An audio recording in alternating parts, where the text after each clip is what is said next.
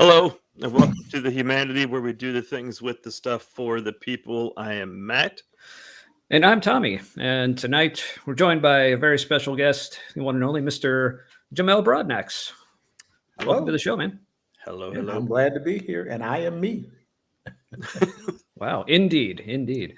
So, this has been something I've been meaning to do for a while. Glad it finally worked out. Unforgivable. That's it. You're off. No. Get the wine. Sorry. Got you. Well, I guess. I think I first got to know you when you were on our buddy Jimmy Liggins' show a while back. I think that was my first exposure to you, I guess. Gotcha. Okay.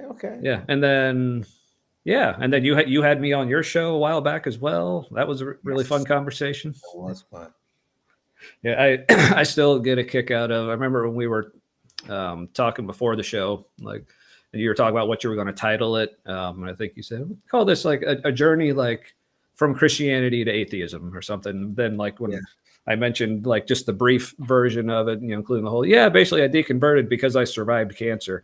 And you were just like, okay, we'll make this an interesting journey from atheism to Christianity to atheism. So I just got a kick out of that. So appreciate that. For folks watching at home, feel free to, whether it's live or later, feel free to comment.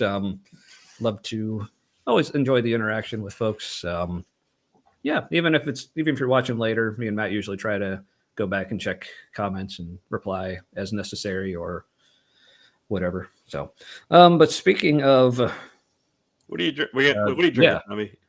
Yeah. So speaking of the wine, so tonight, like also, happy Halloween. Also, I would say I figured I'd wear a scary shirt tonight, but most of my shirts are scary, so that's nothing special.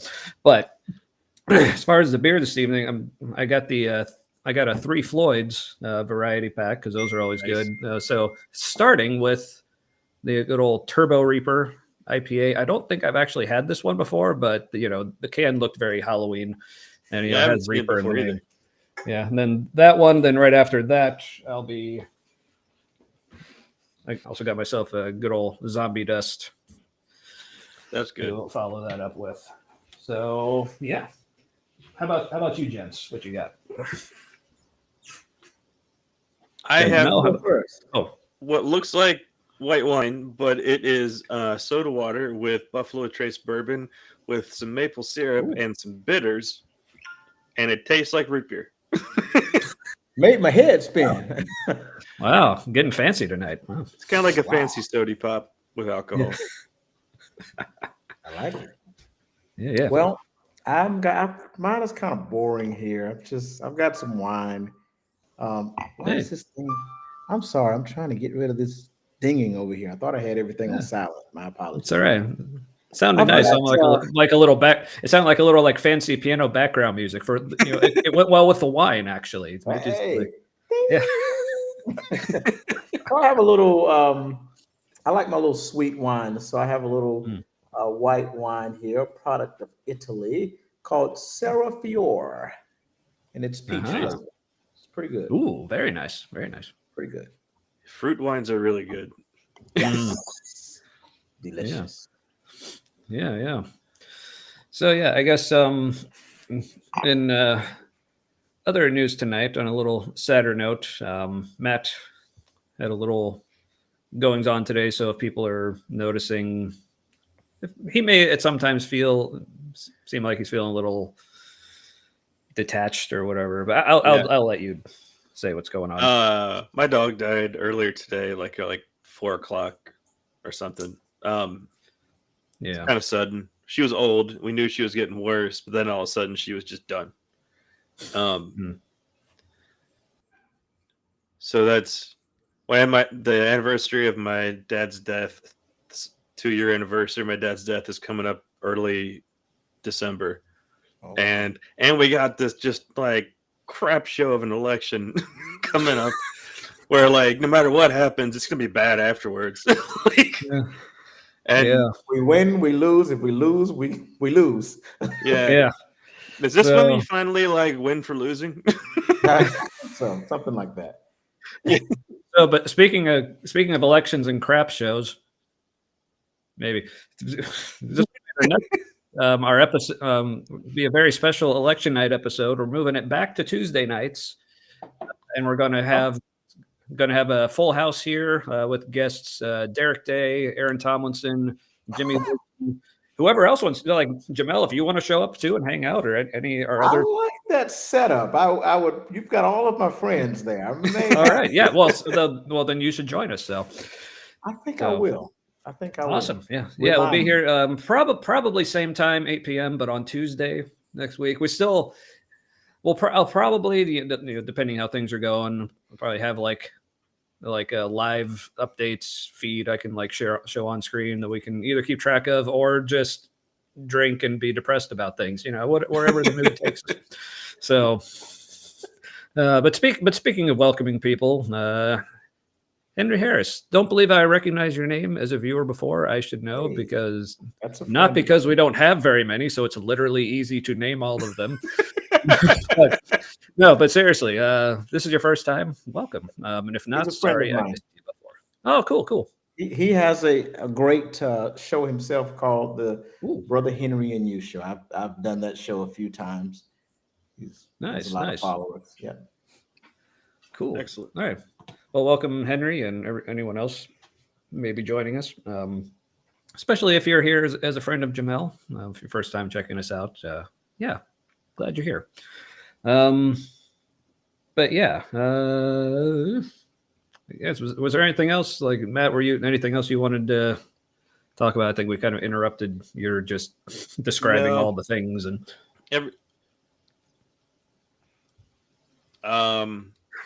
everybody's. I follow a lot of news, and just in general, the world is kind of holding its breath for the U.S. election. Like, there's not like anything major going on anywhere at the moment. Everybody's just kind of going, we're just gonna sit here, and then like the war continues in 5 days, like that kind of thing. Yeah. Yeah. No, nothing super crazy going on. Everybody's, the two candidates have been in kind of like a holding pattern where they just are repeating whatever they said last week a lot. You know what I mean? They thought they're like got that like spear tip on the strategy, and they're just drilled it until the 5th. Or maybe it's like, they're near the end. This is getting like maybe like the campaign equivalent of like senioritis, where it's like, look, I'm done with this shit. Right. And speaking of which, I voted, I don't want to hear anything else. Okay, I plan on voting this weekend, but man, which is sucks because like pretty much the only going everywhere. What's that? I said, either way, the shit is going to hit the fan and it's going everywhere. Yep. I feel sorry for anybody who thinks that it's going to be like if Kamala wins, it's just going to be fine. Like it's not. There's a lot of momentum that's already you can't just pull the rug out. You can't. Like we saw what happened last time this guy lost. Exactly. It's not going to be fine. So. Yeah, well, so on that note, join us next week on Tuesday, and we can commiserate together. Sound good? Good. We'll kiss our asses goodbye. Oh yeah, but yeah. So for all that to say, like, if at any point Matt tonight is kind of checking out, whether like metaphorically or maybe even physically, if he just needs to jump off, that's what's going on there. But I figured tonight we can dedicate the show to Abby, your dog. That would be cool. She was a good girl. I had the pleasure of knowing her. So yeah, she was excellent. Mm-hmm. So, all right. Well, I always joke that she was the only neurotypical one in the household. I felt bad for her sometimes because that's how I feel that's kind of how I feel for my daughter too. She kind of runs things every now and then. or a lot of the time, ever since she was like 5. Uh, anyway, so Jamel, for our audience members who aren't familiar with you, if you just want to take some time, like we usually like to give our guests just a chance to introduce themselves, tell their story as much or as little as they feel. So, for now, floor is yours. All right. Well, I'll start talking, and feel free to interject, ask me questions to guide me. We will. Okay. Oh, good. I love it. That's the way I prefer it. Okay. I don't just want to. Yeah. No. Impulse control is a problem, so that'll probably just happen. Yeah. I was going to say we're not really very good interviewers, so that's why we keep it more conversational. But I don't know how good of a conversationalist we are either. But that's just kind of what we do. So. All right. Well, works for me. Whatever. Alrighty. Well, I'm Jamel. Jamel Broadnax. I've got many names and worthless titles. The most worthless title I have is called Bishop. All right, it's a bunch of bullshit. But anyway, but somebody was crazy enough many years ago to give me that title, and they never thought I would turn out the way I am, though. So we'll talk about that later. I really no longer. Well, let me not say that. I still carry the title, even though I'm no longer religious. Although I do consider myself to practice some sort of spirituality and some type of connection to what I call God or the divine. But it is not a fundamentalist view in any way whatsoever. Most fundamentalist Christians think I'm going to hell. Okay. And I normally taunt them when I say it, and I just say, see you there. I really make them mad. Well, praise Satan. Okay. But I intentionally gotta start kissing up to him now, Say what? Like praise Satan. You're like, if I'm going to hell, I should just praise Satan now to kiss up to him. Yeah. Like praise fake get on his good side. Get on his good side. Exactly. Maybe get the best room. So, as you can see, I did begin my journey as a fundamentalist Christian, of course. That's how I became a bishop. I was consecrated as a bishop of what they call apostolic succession.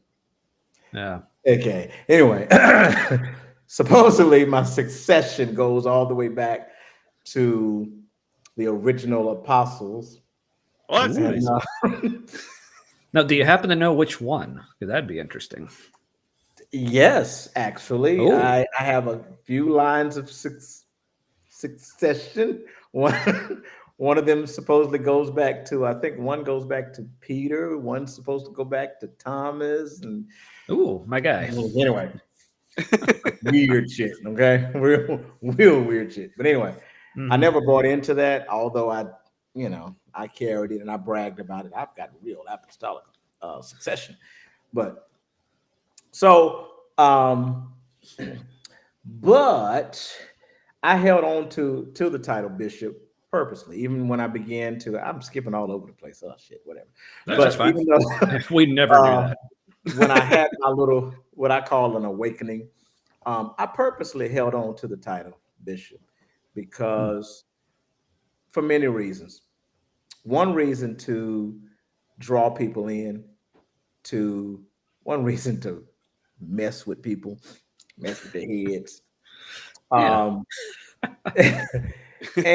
it honestly has been a door as well for me to talk about what I call spirituality or consciousness, or it's been a doorway to talk about what I believe, or I guess belief is a kind of a belie. But anyway, I mean, it's right there in the spelling. It's right there in it. But I held on to the title, for many reasons. And also I held on to it because I wanted to be an example, or I wanted to boldly and loudly say that no religion has a monopoly on the English language. Okay. Ooh. I can call myself whatever I want to call myself.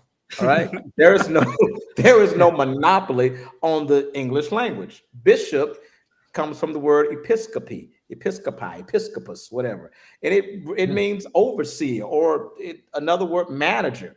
Hell, I'm a manager. Okay. I am. I'm an overseer and I'm a manager of my life. I'm an overseer. And by the way, damn, I'm skipping all over the place.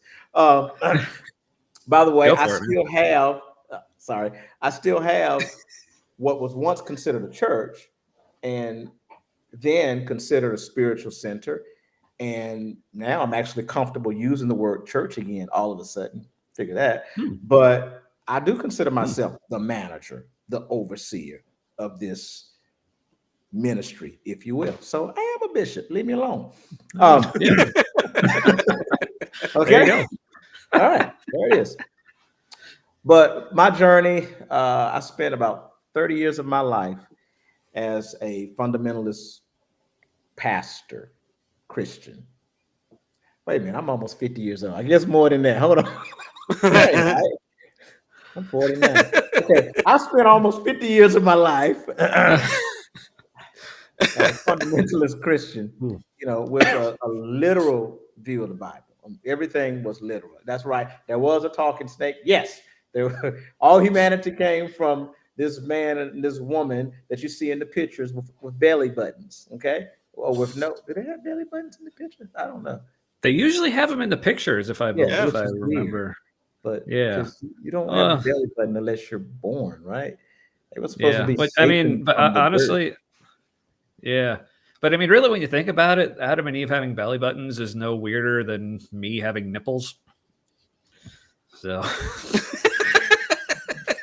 I had to take a drink. I wasn't ready. Now, did you guys believe? Wasn't expecting that. Did you guys believe the world was flat and not held up by pillars, and there was a dome that kept the rains out? Like, were you that literal? I was not that literal. Okay. No, that's dumb as hell. Okay. No, whoever believes that, I do apologize. No, it's okay. Hardly anybody does, but like so I find it interesting that even when people say they take everything literally, and you're like, well, what that part? And then they're like, well, no, not that part. Right. Yeah. And in general, I really did do a little bit of that. Yeah. I mean, in general, I tend to not feel too apologetic towards flat earthers, but maybe that's my issue. But if you're really arrogant about it, and that makes it easy to just disregard them. Yes. It's also one of those, like, at least like with other conspiracy theories, like I kind of get the idea behind it, but like with flat Earth, I'm like, why? Like, what? Just why? We've never had more information at our fingertips ever in history, and you're going flat Earth. Yeah, but it's like what is the, like, I don't even understand like what the conspiracy is even supposed to be there. Like, why are they making us think the world is a globe? Anyway. Yeah, because diamonds or something, maybe, I don't know. Yeah. Because like other conspiracy theories, like, 9/11 being an inside job, then you're like, okay, then there's the whole, like, the government just trying to control things and like that aspect. Okay, I get why it would be a conspiracy, things like that. I remembered why they do it. It's because everybody doing the fake science for the Globers doing the fake science, it's all a giant racket. They're all making money on doing like this garbage science. That's what I actually heard somebody argue. It's like, they got to keep the money maker going. And I was just like, there's other ways to make money. Yeah, I mean, doing like actual science. Yeah, anyway. So, and they're usually saying these things that like in circles. Then gotcha. Yeah, and they're usually saying these things on devices that people who believe in a globe made with the science that goes with a globe. Mm-hmm. Yeah. I don't know. You gotta laugh at it, or it hurts. Yeah, but Jamel, I don't want, if you feel the need to be like more deferential to people, I don't want to make you feel like you have to be as much of an asshole as I am. Yeah, I'm trying to here this over this last year. I've become a little less of an asshole than I've been over the last 4 to 5 years. Yeah, I've become just Okay, a little that's good. less. It's growth. I'm proud of you. Hmm. Well, I did talk about somebody's mama yesterday. Oh yeah, that's right. Yeah, Did she I'm deserve sorry. it though? I don't know his mama, but Well, he Eh. did deserved. he deserve to have his mama be talked about? I guess. He did. He did. All right. And I had given that up. I used to talk about Hey, people's mamas all the time. I gave it up and I well, hey, backslid. So whatever. well, hey. If you found it appropriate, I trust your judgment. I mean, you are a bishop after all. But So thank you. Thank you. And if damn anybody straight. out there doesn't like it, your mama. You heard it here, folks. All right. So, but Yes. back to you. So you were a fundamentalist Yes. for almost 50 years, I guess. So Almost. yeah. Almost. Well, let's see. I'm 49, so and I kind of snapped out of the spell maybe about officially about 5 years ago. Officially. Okay. But That's around the same time as me, I think. yeah. Has it been that long, Tommy? Let's see. I get what year is it? 2024. Yeah, I guess I Okay. probably started like heavily deconstructing. Yeah, it was about 2019. Yeah. Okay. Now I had grown up very fundamentalist, but I'd already kind of broken out of the fundamentalist camp, like Yeah. in maybe like my early to mid 2000s. But I was just kind of like run of the mill evangelical with a dash of charismatic or whatever in there somewhere. But yeah, I think it was around 2019 was probably when I started considering myself more like progressive Christian and was getting into like the universalism and all that stuff. Yeah. So And then that slippery slope just kept going. yeah, so I mean, so at least in my case, you know, like yeah. Yeah, so at least in in Matt's case as well, like it's, you know, a lot of the fundamentalists were right. They said, man, once you start down that slippery slope of like first you're denying biblical inerrancy, and next thing you know, you're an atheist. And like, well, I guess that's true because here I am. So I don't know if you can, like when we talked before, like my impression of you, like you don't, am I correct in saying you don't quite consider yourself atheist, or like where would you, or do you even bother putting yourself anywhere, like, or I really don't bother putting myself in under any label or category, but if I had to, probably the closest would be agnostic, maybe. okay, Possibly, Mhm. you know, because I don't think this is my opinion. I don't think there's enough proof to really prove that there is or is not a God. So I'm kind of there. I have made a choice, and see, I always clarify this. I have made a choice to believe that there is and I use this very loosely, that there is a God. I got to do air quotes when I say that. Right, But right. but it's a choice, and it is Mhm. a belief. It is a belief that there is quote unquote God. Right. I'm brave enough to say that, you know, that there is Mhm. no empirical evidence. Honestly, this is again my opinion. Someone may feel like there is, but to me, there is no empirical, at least empirical evidence that there is God, or there's really no empirical historical evidence that anybody in the Bible ever existed. It's just, I mean, Mm. including Jesus. It's just not Yeah. there. Okay. Now, I could gather some things together and say, and I do believe this, I can gather some things together and say it is likely that there was a historical quote unquote Jesus slash Yeshua or whatever. Mhm. But I doubt, highly doubt if it's anything close to what the Gospels, those Yeah. 5 Gospels said about Yeah. him. Yeah. Yeah. Yeah, that's kind of where I'm at too. Like I'm at the point, I don't really have a strong opinion or one way or the other whether there really was a guy. I just for me, it's like I just try to be intellectually consistent in that, Yeah. like if it's a subject that I am not an expert on, which I'm not an expert on history, like any of the relevant fields to the question of whether Jesus was real or not. So in all those matters, I tend to just like defer to the experts. And it seems like most scholars, including like non-Christian, secular, atheist, even like scholars, it seems like the consensus right now, okay, there probably was a guy, but Right. but I mean, but if the scholarship changes on that, then okay, I'll be like, all right, fine, it does, then it changes. But yeah, but it'd be I really guess, cool to find like like like the teachings of Jesus, and the paper dates back to the like proper time period, and there's a way to prove that this is like Jesus' secretary like, recording everything. That wasn't And funny, yeah. but it was funny. no, like that Yeah. would be amazing. Like if he had his Yeah. own little scribe buddy that followed him that's around and like Yeah, or like chronicled all his cool shit. yeah, or vice versa. If we somehow find definitively that yeah, he was completely made up, that'd be also interesting. Yeah. it would. It would. Or he's kind of an Yeah. asshole.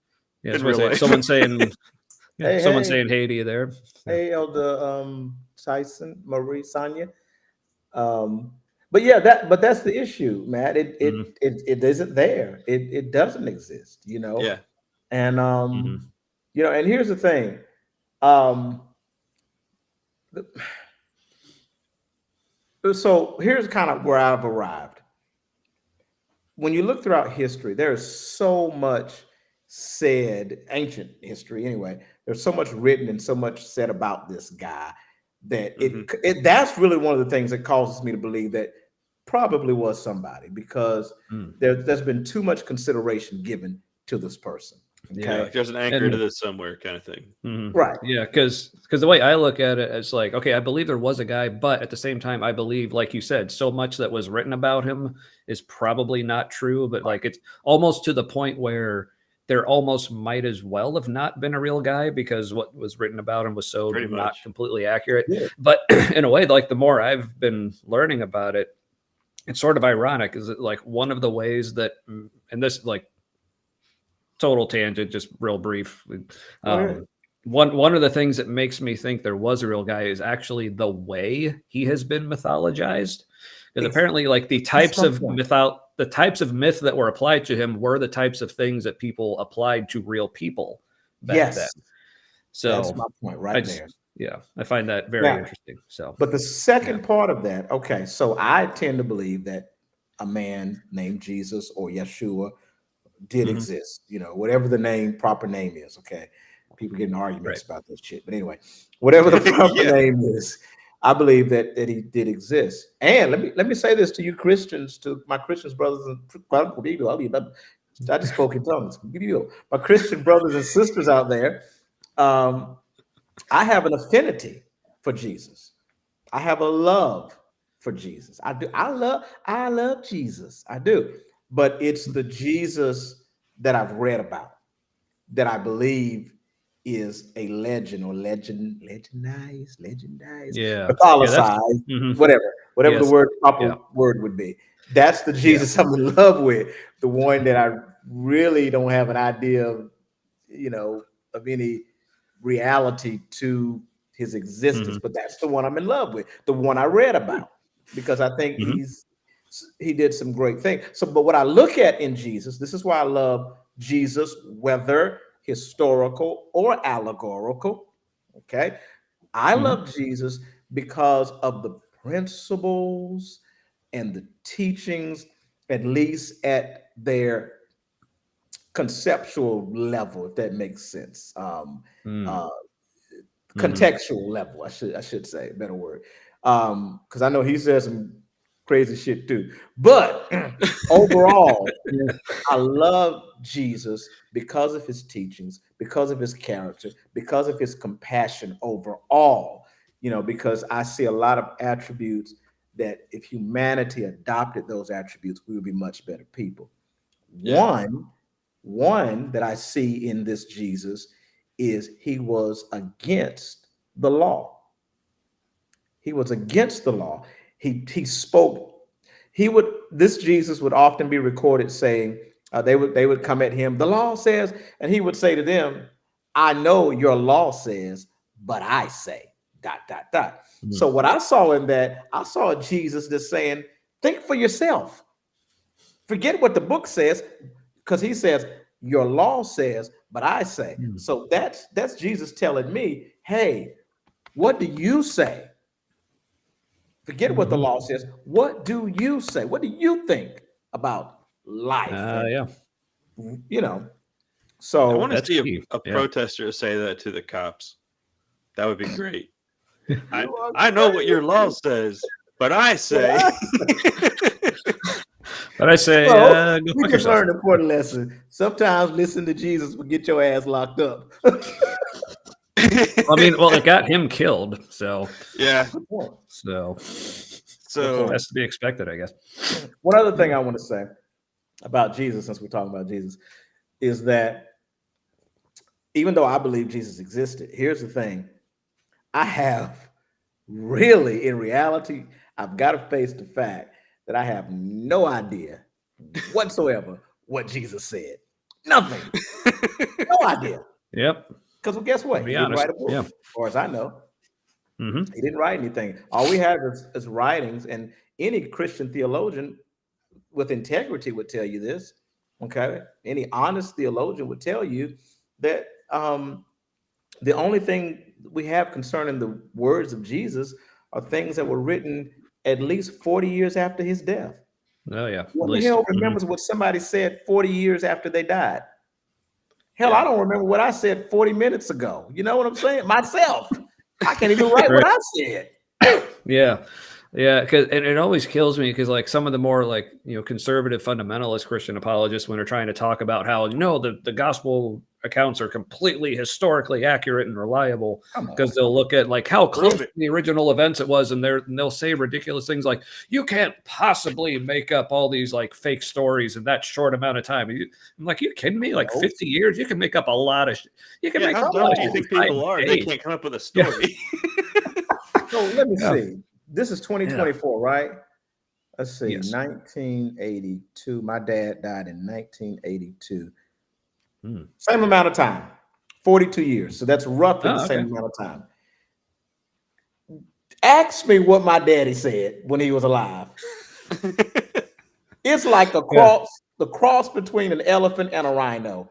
Hell if I know. No. I don't remember. I don't remember anything my daddy said to me. I don't. No, Because it but was 42 okay. years ago. And I was only Yeah. I was When you said 17. that, it just made me think about how so like you wouldn't remember exactly what he said, but you would remember the kinds of things he said. And so Right. then if you're gonna write a Mm. story about your dad, you would include the kinds of things he would say What to I would convey to include, Matt, people who he was. yes, and what I would include things that portray his character because I Yeah. remember him being loving. I remember some of the things he did, some of them. I remember him taking me swimming and things like that. I don't remember anything he said to me while we were swimming. I just don't.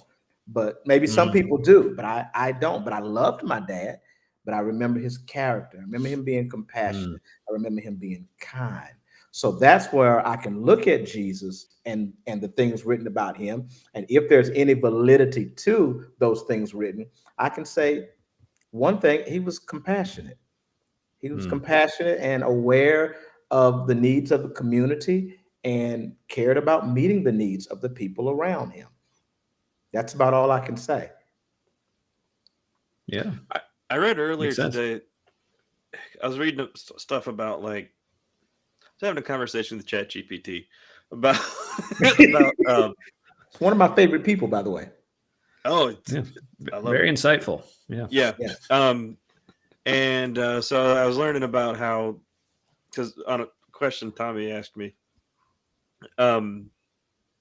how much what we consider a harmful cult does how much overlap is there in those characteristics with Mm, what Jesus taught. And mm, the thing is, there's like it mostly overlaps with what we would consider a dangerous cult, except for the compassion. mhm. There's a compassion Mm. component, an empathy component that keeps it from being like a full-on dangerous cult, Right. uh, which could be why people who leave the more like in-depth versions of Christianity, they experience religious trauma after they leave because like they were in a nearly cult. So It's a cult. Yeah.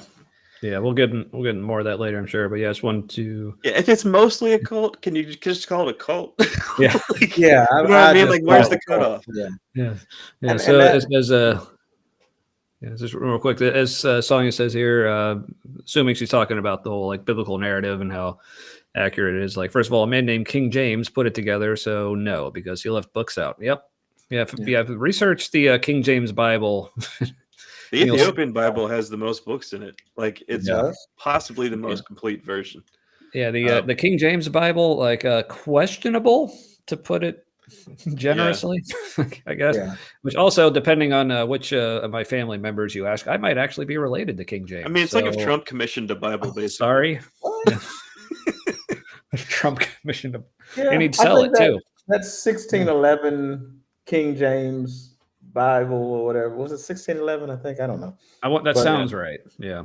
But that there, I mean, here's the thing. It was politically inspired. Not to go into all the detail, but it was politically inspired. You know, he was trying to, hey, what's a way I can bring the people together? Oh, I got it, a book. And that's established the whole like divine right of kings, make sure that's in there. Yeah. And then everybody on my side, or whatever. We could, which one? What was the Roman emperor who commissioned like a Bible, basically, like the original combination, the canon? I don't remember. I mean, Constantine's the one that always comes up, but I don't know if it was him. It might have been him. It is said that, let me put it that way. There's some debate on that actually, but the Constantine kind of instituted Christianity itself as law, Yeah, as like a religion. Like it was a sect of Judaism mostly before that, and then it was becoming so popular in the Roman Empire that it was reaching that tipping point in society where you either have to integrate with it or there's going to be a fight. Right. And we missed that point between red and blue in the U.S. a little while ago. I don't know where it was, but we missed the point to integrate, and so now there's just going to be a fight. But making it relevant. So he's like, we got to absorb that religion into the empire, and so he's like, we got to take all their different books. We can't have all this division because we'll have a civil war with all these different sects of Christians. They're getting money, then they can use that money at weapons. It's like it was getting close to like go time in a lot of ways. Yeah. So he's like, we gotta bring everybody together. We're gonna pick all the good letters and versions, and we'll call that the best one, and everybody else has to use this one. Right. So he colonized the religion, basically.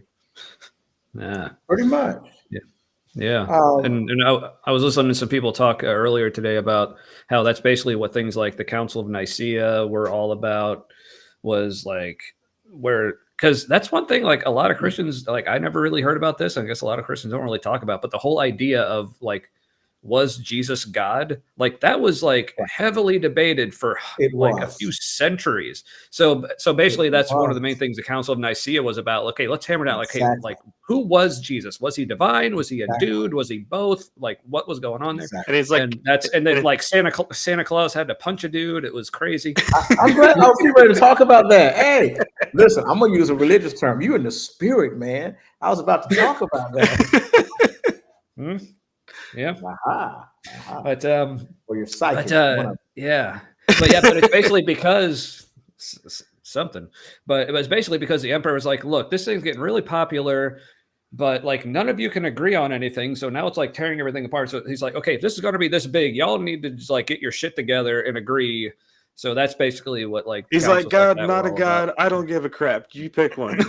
Yeah, just a lot of people think that I'm glad you mentioned that for another reason. I mean, to correct, not that it's important to correct any. I don't give a what you believe. Being right is the most important thing there is. So go for it. Yeah. Okay, but a lot of people, believe that the Council of Nicaea. They'll say, well, that's when the canon was formed, but it's not.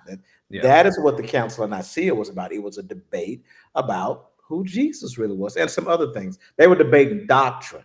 Okay. Right. Yeah. And a little known fact is technically, okay, I know we could say, I think it was the Council of Carthage.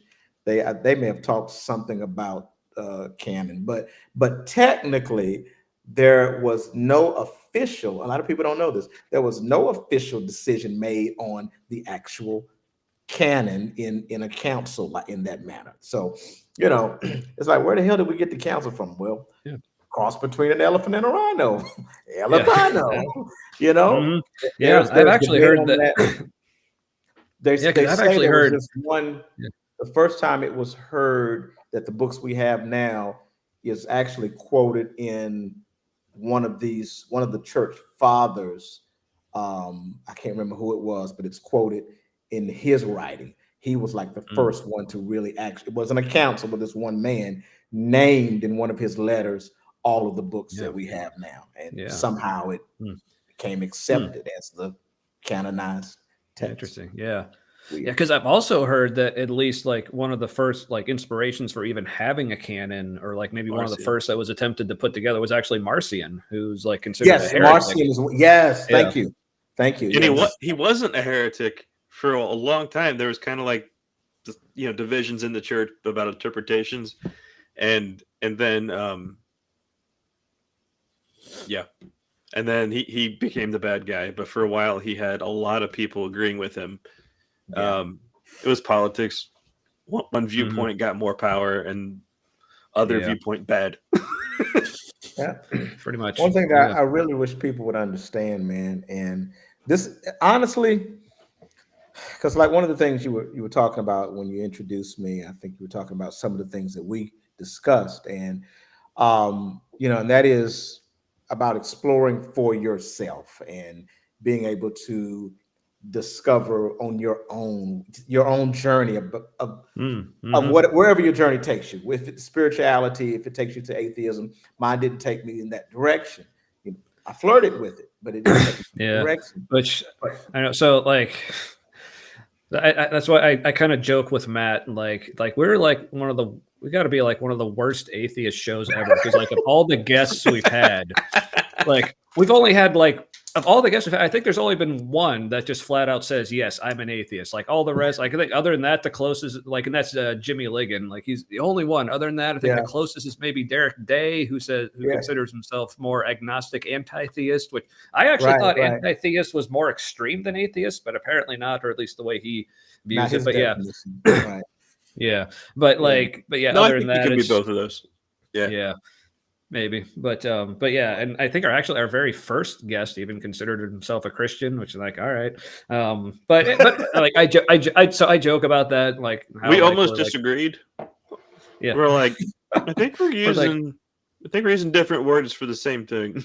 It's like, are you sure you're a Christian? I mean, if that's how he identifies, I'm not going to tell him he's wrong, but it's like, good buddy of ours, Eric Barnes. That was a fun episode. Anyway, but so I joke about how we're terrible atheists or whatever, but like in all seriousness, I actually think that's really cool, because I often fear, and some people have definitely told me this is the case, that I maybe come across a little harsh or brash or antagonistic or whatever in how I express things. Wusses. But like so many people who are not atheists feel comfortable coming on and talking, and we're happy to have all of you. Even in our viewers, I don't know, like at least in our small but proud audience, like I don't know how many people we have who like regularly watch, who like we interact with, who would also consider themselves atheists. But so I guess it's cool that people still dig it. So I dig that. I love it. I know a few people who probably think that I'm not like agnostic atheist.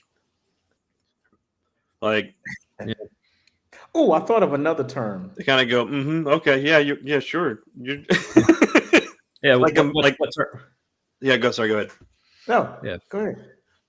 No, like I'm going through a phase or something. No. Like he has church hurt. He's just getting it out of his system.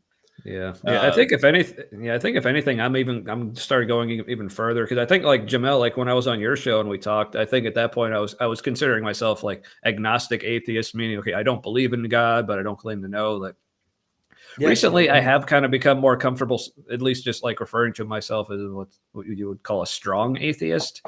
Like again, this isn't me saying like this is a definitive claim and like I have proof, but I'm comfortable saying there is no God. You know, for lots of reasons. You know, I've got into those before, but yeah. So yeah, sorry to disappoint anyone who thought I was maybe starting to work my way back. Not. Are you saying that? Are you saying that? This is just to clarify for other people because I was confused about this. Yeah. But you're open to the idea that could be wrong. Oh yeah, for sure. Yeah. Because some people when they hear like a firm atheist or whatever or a strong atheist, they hear that like you're saying like there is no God and I am not open to hearing differently. Like no, yeah, I mean, like obviously, like if like there's this atheist comedian, I wish I could remember his name, but like the way he put it is like, look, you know, my atheism, like it can only take me like so far. It's like if God were to like bust open the roof here and like descend through the ceiling and say, I am God, it's not like I'm going to respond like, no, I've read Christopher Hitchens. It's like, no, okay, clearly you're here, and like I always said, like if I die and like I'm there before God, I'm like, all right, I was wrong. but like the way I put it is like I'm also you should have been more obvious. Right. Yeah, that's my thing. But yeah, but like so because people will say, okay, well, absence of evidence isn't evidence of absence. Well, I say not necessarily, because it depends on like the nature of the thing you're proposing. Because like if something does exist, there should be a certain level of evidence you would expect to see.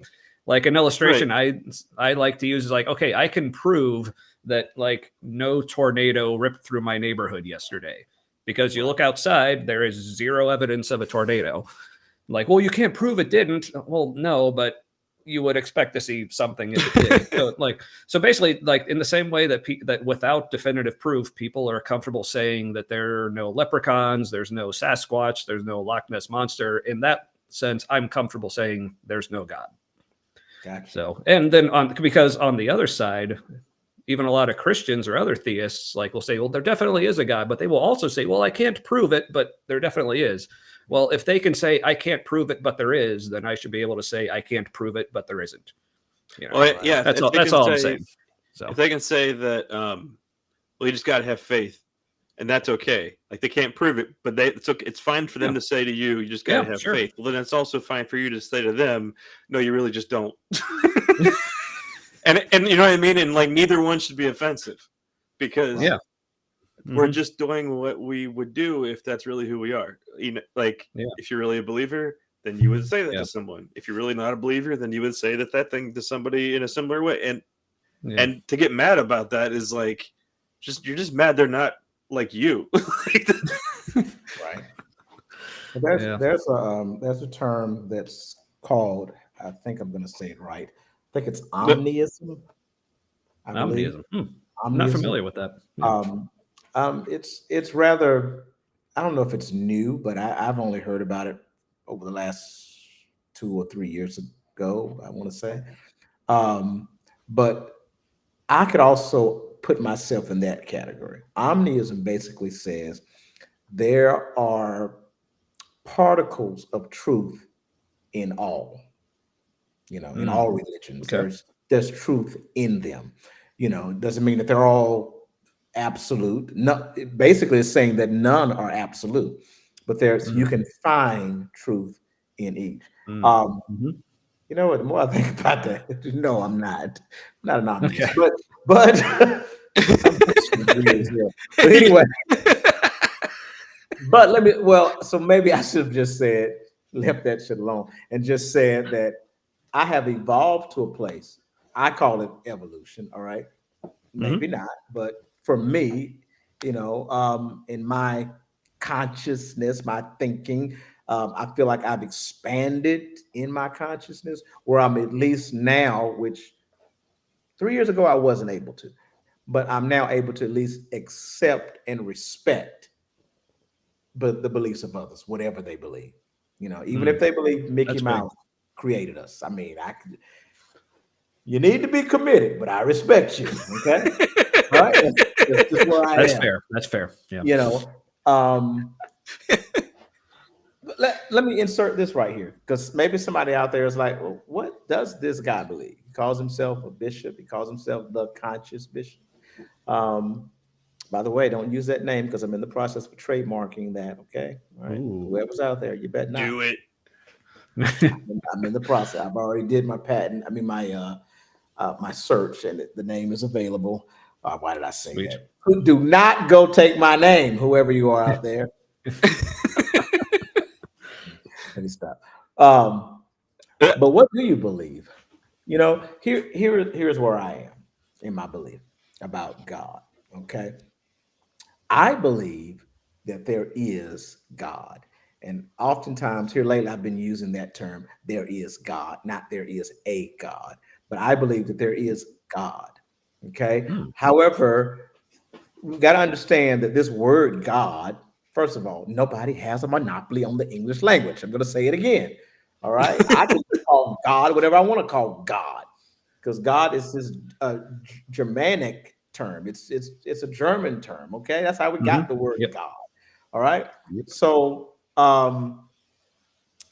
but for me, I often use air quotes when I say I believe in God. I just don't believe that the gods with an S, okay, purposely. I don't believe that the gods of the ancient text exist. I don't believe that. Because those guys, because if you look at it, of course, I don't have to say this to you guys, but you look at the text, you see so many variations and depictions of their different gods out there. The God that Jesus talks about, which I realize he doesn't use the term God very often. He normally says Father, but Yeah. that's another story. That's something to consider and think about. But it's a different God. It's this God that Jesus talks about is mostly kind and loving, forgiving. But then that motherfucker in the Old Testament, that thing, that war God, that storm God, Yahweh, he was work. He It kind of makes a comeback in Revelation too. Yeah.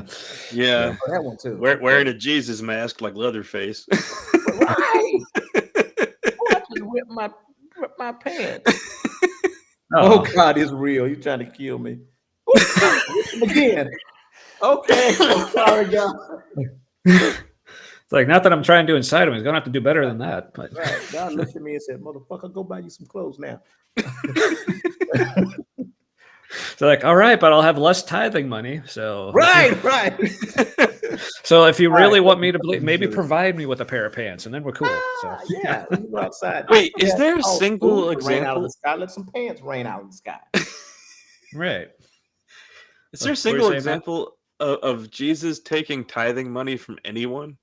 Hell no. Nope. So why are churches doing that? Like clearly people gave Jesus money because he was able to eat still. So now, in fair, he did encourage tithing, and I would say to an unhealthy level. But that was like also the temple, though. Like that's when there was still a temple, and that was because you remember like that story, like with the widow, the widow's mite, gave a mite, like yeah, and so it was like basically the story, like this like poor widow who was giving, like, I don't know if it was supposed to be like her last 2 coins, or like basically she had nothing, but she's given to the church to the temple anyway. And Jesus basically pointed her out, and he's like, that's awesome. Where I'm like, no, Jesus, tell her to keep her money. She's like, she needs to eat. That's a good point. Yeah, that's but a good point. So yeah, so I will say, like, feed her. He doesn't say she give away her money, somebody feed her. Like, let's see, and that's why I don't look at this as a literal story. A lot of these instances, I just don't, probably none of them, but I see the principle.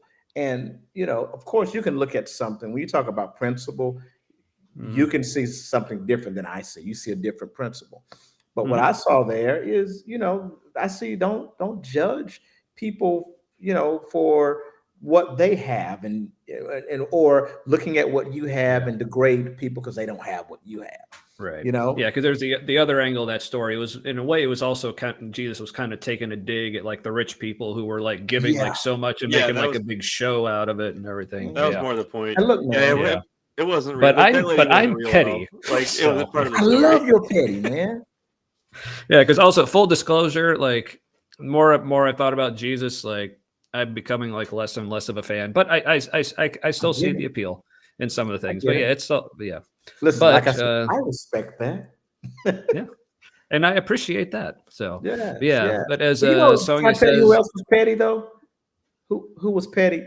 Jesus, petty as hell. Petty as hell. That's another reason why I like him. But the people that if you pay attention though, well, again, we don't know anything that Jesus really did because all we have is what someone else said he did.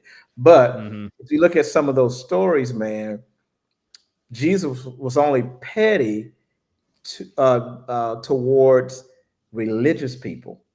He was only petty toward the religious people. It's like he hated them jokers. He despised their guts.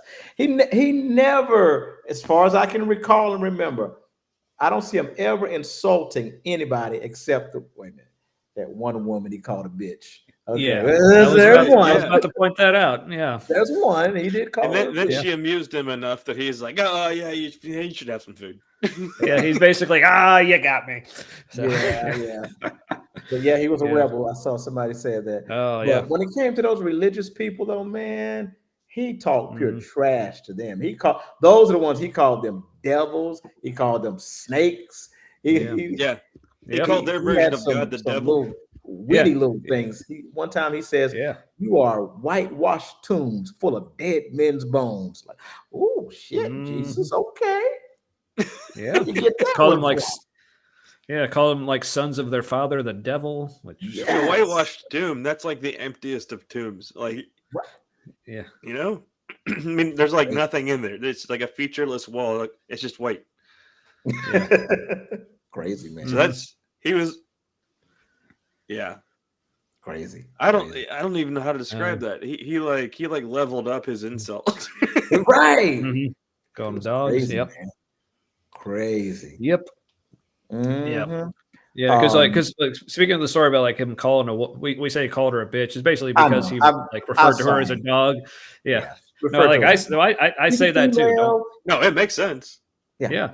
Because that we actually made that connection on an episode like a few weeks ago. But because like people will say like people who aren't familiar with the story, like, and correct me if I'm wrong. Basically, this woman, I don't remember if like she was sick or like her child was sick or something. But she was like, she wanted food. I don't know if she was hungry. But I don't remember if she was like Samaritan or just like not Jewish or because I think she was not Jewish. I can't remember. Yeah, so her nationality, but she was. Jewish. So basically, she's not Jewish. She comes to Jesus Gentile. Yeah. So she's coming to Jesus asking for help, and he basically says something like, like I came like my food is for the children, not for the dogs, or whatever. Yeah, basically calling her racist or a lot racist. Yeah, but then she said, "Yes, but even the dogs get some of the scraps that fall from the table." And he's like, "Honey, dog, have some food." Yeah. So, but some people will say that. Oh, this so they're saying, well, yeah. But some people will try to like sanitize that. So it's like, well, Jesus, like he didn't really mean it. He was just like testing her because he knew that like she had like some spunk in her and like had some fight and she was going to respond like, but okay. First of all, you're reading that into the text. Yeah. That's not what it actually says. But I mean, that's like, it was just in your head. Yeah. Or that's how it has to be in order for Jesus not to be a dick right there, basically.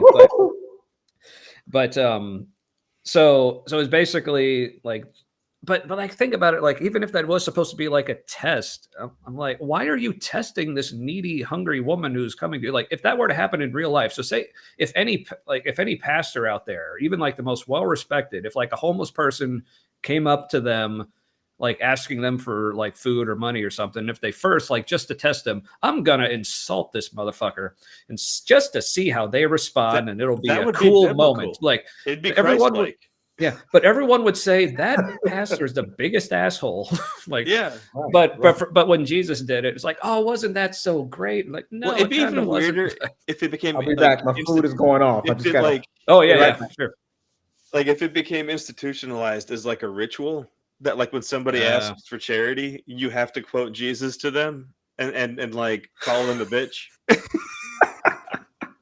And it Like, hey, becomes kind of like the our Father. You're like, Our Father who art in heaven, hallowed be thy name, thy kingdom come, thy will be done. And so they'd be like, you stupid bitch, why would I give you food? and then they look at you like, what the fuck is wrong with you? And you're like, no, that's not your line. And they have to repeat back to you, but sir, oh, the dogs also get table scraps. And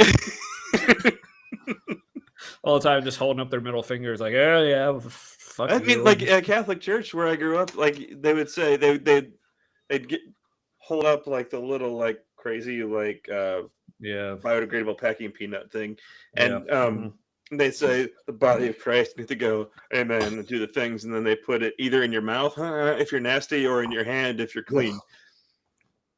Yeah, it's like if you want it in your mouth, you go stick your tongue out, and they like whoop, they like put it on your tongue like reverse like butcher yeah. shop ticket, you know? That's nasty.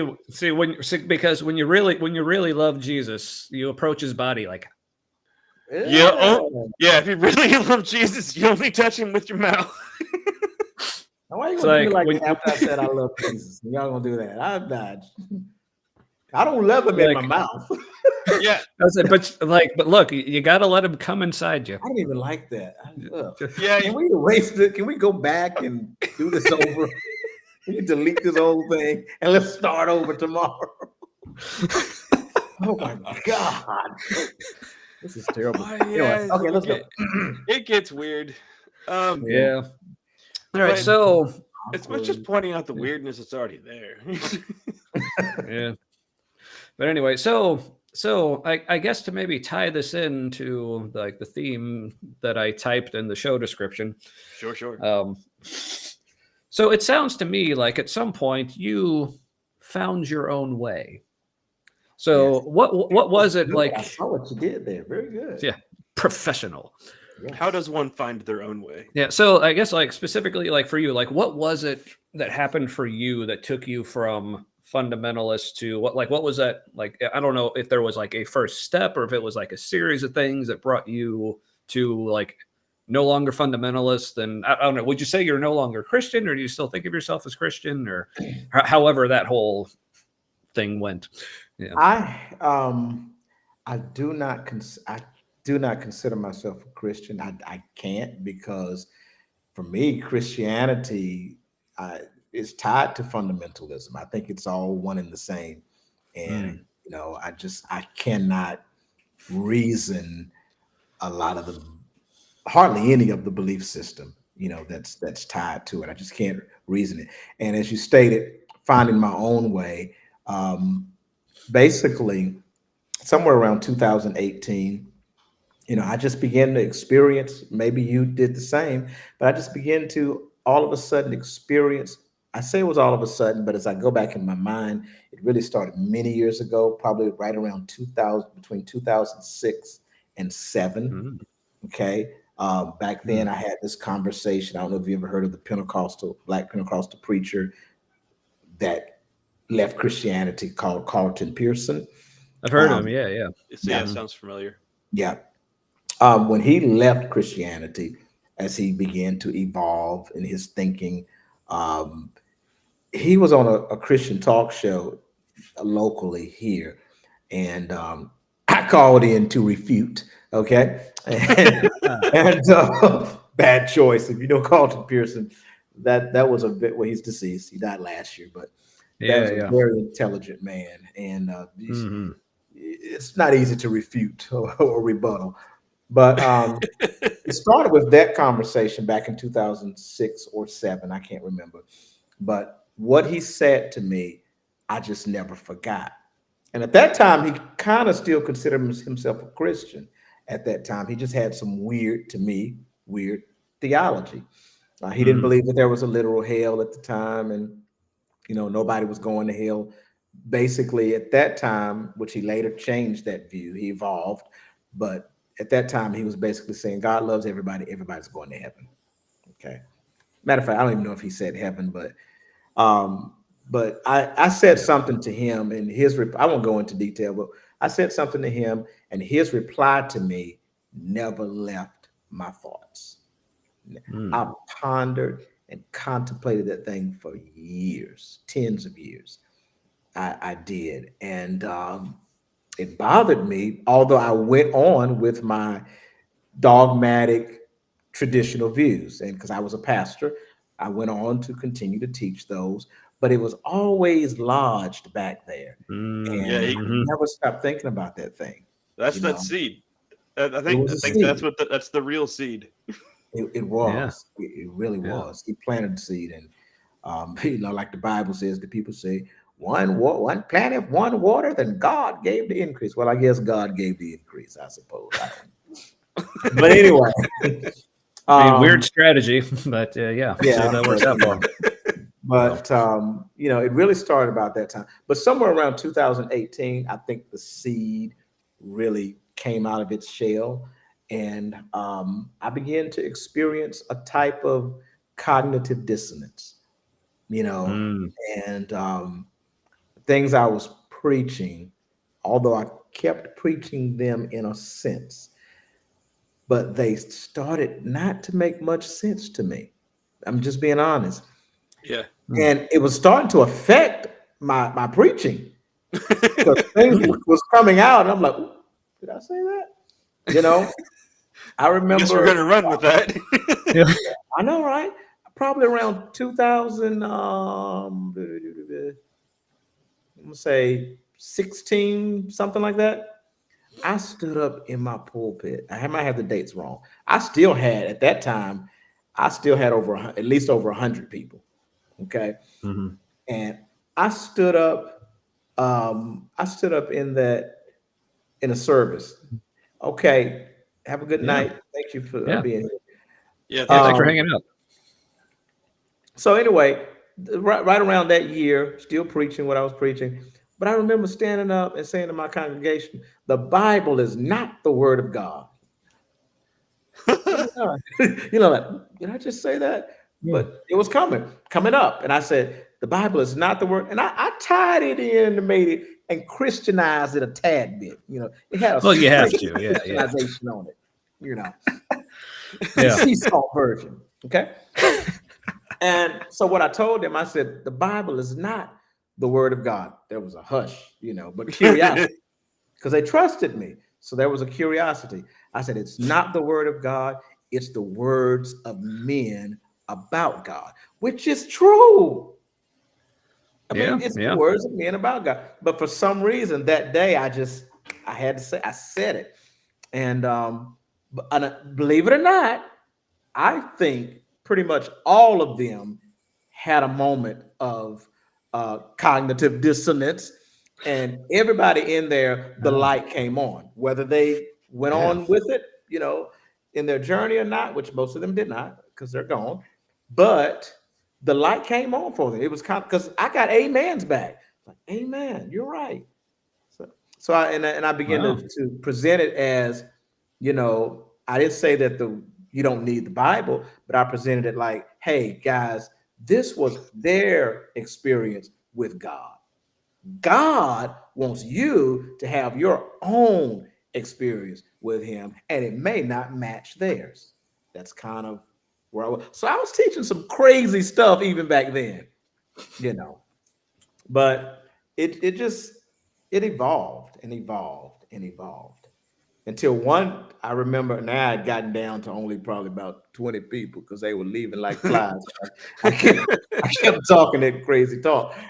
But You I have that remember effect on telling people. them this was about this was I had already started to publicly say some things, but a couple of the people was trying to hang on and figure me out. So yeah. So I told them, I said, you know what I want y'all to do? Put your Bibles down for a little while. Don't read the Bible. They were like, that's right. Don't read the Bible. close it up for a while. And because your Bible is keeping you away from God. That's kind of where I was going with that. So yeah, it's crazy. It's crazy. Wow. So for me, kind of where I am now, I'll say, and I'll end with this, and I'll answer any questions. But it evolved for me where I feel like I am now having my own personal experience with what I often say what we call God. Okay. The divine. Because for me, what is God for me? Why do I still say God? Because I believe there is God. Okay. But for me, what is God? God for me is basically it's the mysterious. It is the energy, the if you want to call it the spirit that's in all people, all things. It's whatever just that connects us all together as humanity, as one. And I see God more as um some people are gonna probably unfriend me just for saying this, but Do it. I see God more as a principle than a person. I don't believe God is a Mm. person at all, but I see Mm. God as a principle, kind of like gravity. You know, for Ooh, me, okay. gravity is God. You know, it's some of the laws of physics. That's God. God for me is he is a Mm. law. It is a law. He, she, it, whatever you want to call it, whatever pronoun you choose. They, binary, non-gender, whatever. Yeah. It's a law. It's a principle, and it is that which works perfectly every time. Mm. Okay, Okay. like gravity. Yeah. Yeah. That's. I mean. Yeah. It's kind of how all Yeah. of everything does the things.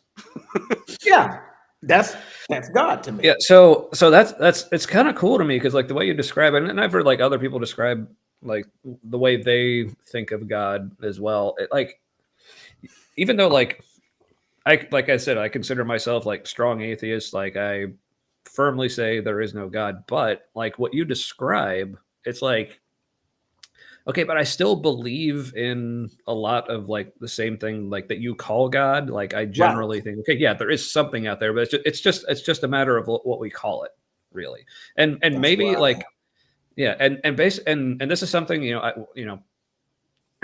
like I said, as sort of like confident and self assured as I may come off, a lot of times as I'm expressing myself, sometimes I am because I get in a mood, but for the most part, I try to just keep myself in check, kind of like examine my motives, like, okay, why am I expressing things this way? And also just realizing, okay, like I've only like considered myself atheist for like just over 3 years now after like 38 years of calling myself Christian, like of various forms, um but so like I said, it's only been relatively recent. Also realizing, I have a lot of baggage still, and like still some like anxieties, traumas, maybe whatever you want to call it. And so I fully recognize, like I said, like even though I might believe in a lot, we may be like talking about like the same thing, but like you're wanting to call it God, and maybe my like aversion to calling it God could just be related to all the baggage I have around that term, maybe, or maybe it's also just like the way my brain usually like tends to be like super literal about things as well. So it's more like, so for me, like a lot of times, I like get it. analogies or metaphors aren't as helpful. I'm about, no, like literally, what is it? So like the things that you call God, my brain's like, okay, but in my brain, it's like, okay, but that's not really God, Right, So I get it. yeah. But by the So way, I don't prefer the term, honestly. I don't. hmm. One of the reasons why I use the term God is as a bridge because Okay. my Yeah, assignment, yeah. my Yeah, I get purpose, that. what I think my purpose is anyway, is a little different than most.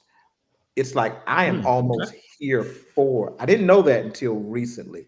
I'm starting to Ooh. feel like I am here almost as a bridge between the religious community and consciousness, expanded thought, that kind of thing, to Okay. somehow bring them together Ah, to Yeah, help yeah, them when they're in a see, hurry. y'all Yeah. know yeah, what? that, We're saying the yeah. same things. but we're using different terms. Yeah. So a lot of times, even when I use God, I'll sometimes say that which we call God. Or Right. that which some Yeah. And people that's, call God. yeah. And it's cool that you say that, because earlier today I was listening to a conversation. It was between two atheists, but they were talking about like kind of, I guess, the deficit that a lot of people experience upon leaving religion. Matt, this was on the Mind Shift show. I I'm forget not the caught name of the up with lady. him, but Yeah, yeah. it was his recent like podcast episode. I can't remember the name of the lady he was interviewing, but it sounds like I'm she had listening. like more. Yeah, it sounds like she had more of a background and like I don't know if she actually studied psychology, but it seemed like she had more of an insight on like yeah, just a lot of like how leaving religion like affects a person and like the different Oh, things yeah. that are missing. So they were talking about like, how like secularism in general really doesn't have at this point a lot of, I guess, substitutions, you might say, for things that people find in religious community, Get it? like the gatherings, like even just something like singing, like they say, like, just like corporate, like singing together, like whether it's religious songs or not, like has an effect on the brain that's like very positive. And they were talking about how like this is why for some people, like just having that belief, even if you feel like as an atheist or a non-believer or whatever, you feel like you can say to them confidently, okay, what you believe is just objectively wrong. Like even like the most hardcore fundamentalists, okay, like there was no talking snake, there was no Noah's flood or whatever. But if for whatever reason, if that faith is what's keeping them going, like, and if you were to rip that away from them, like their entire world would fall apart, they may not handle it very well. So, but they're like, so there's kind of that balancing of, okay, you don't want the person to be completely shattered, but then you also kind of question, okay, but is it really beneficial? Like, is it really the best thing for a person to be keeping themselves together by believing something that probably isn't true? And like, and how do you navigate that? So they made the point, like, they need like deconstruction first aid, a first aid. They need somebody to like triage them and like right. So like, yeah, so this is help them out, and so they don't collapse. Yeah, so this is one of the things they talked about is how it's almost like, since people, like, it's not like a person can go from like, especially they said especially if someone is like in a situation where they were like a drug addict or some kind of like traumatic thing going on in their life, and like that's what's holding them on to Christianity. Like it's not one step from that to atheism. In any kind of healthy way. So so they were basically saying, like, no matter what a person's journey is, like when people like they say, like, think of like my story, like when I talk about my story, like it was not like I didn't go from Christian to atheist, like it was a process, and you to like from your like days as a fundamentalist to where you are, that was not a single, like there were steps along the way, and they were going. I went in reverse sometimes. I went. Oh yeah. It's not a straight line. Mm-hmm. Yeah. Oh, for sure. Something we so Tommy and sorry, I didn't mean to cut you off. Yeah. So so I'm finally getting to the thing I've been trying to get through for like 5 minutes now. Anyway, you could do it. So the point that they were making, bringing it back to what you were saying, is like seeing yourself as like that bridge between these two particular areas. They were saying this is really what people need, is like, we don't need, like, for even if your goal is make everyone in the world atheists, like we don't need everyone all the way at the atheist end telling everyone you need to be where we are here. It's more like, it's like people need guides at every step along the way. So so if you feel like where you're at, like whatever particular bridge, like I said, there's people cross a lot of bridges to get to different places. So if you feel like I need Some to be people this burn bridge those bridges as they leave. But so you feeling like, oh, this is the bridge I need to be right now, like that's cool, right? At least for now, and I haven't always been there. I was there in the beginning, and then I burnt it, as Matt said, and then I rebuilt it. I'm just to be honest with you, I did. Because I saw a need, and I felt like I was the one to meet that need in some respect. Because basically, for me, what it boils down to now, it's not about trying to lead anybody to any religion. I'm not trying to lead anybody to Jesus. I probably just got unfriended by 3 more people. I'm not trying to lead anybody to the Bible. I'm not trying to lead anybody to Satan. As many of you might think I am, but I'm not. Fuck you. And praise Satan. I'm not trying to lead anybody to Satan. I don't even believe in a literal Satan. Yep. Okay, I don't. I do not. Yeah, and neither do most Satanists either. So, They do not. They actually, Yeah. real Satanists from the Church of Satan do not. They see Yeah. Satan. I was going to read their Bible one time online because they see Satan is an archetype to them. Right. It's Yeah. not a person. Mhm. I've Anyway. read parts of it. It's like morality allegory, and Yep. it's not bad. Yeah. The way I like to refer to like Satanism is it's basically secular humanism for people who like wearing Yes. capes. Yes. So here is So- where I am. It's not leading them to Satan, leading them to God, except what I call the God within. Okay. But it's more, it's almost like leading you back to yourself. So Mhm. what it is I'm leading people to think for yourself, period. And Yep. wherever that leads you, wherever that journey takes you, as long as you think for yourself, if it takes you back to church, to Christianity, as long as you thought for yourself. If it takes you to atheism, as long as you thought for yourself, as long as that was your decision. If it takes you to be an agnostic, as long as you made that decision with your own thoughts. That's my goal, Mhm. to make you think for yourself, to help you Yeah. for yourself. Mm-hmm. Yeah. So I guess maybe the flip side, like just as we were talking about how like it's helpful to have like structures in like whatever form, like along the way for people, like, to have those bridges, or, if they need a bridge, or if they need, I don't know what another analogy for like not a bridge, but their place on the island, wherever they are, the house, or I don't know, a pub in the case for some. But from their perspective, it's like suddenly the island's gone and they're just in the water. And so they're like, fuck a bridge. I need a life preserver. Yeah, but yeah, so I guess in that sense, like having some sort of like structures, whether you want to call it religion or spirituality or whatever, it can be helpful. But the problem is, like, on the flip side of that, like anything, like people tend to be really bad at like nuancing and not going to extremes with things, like, because like so many things, like the thing in itself isn't necessarily bad, but like people only use it for like good or awful. So same with these structures.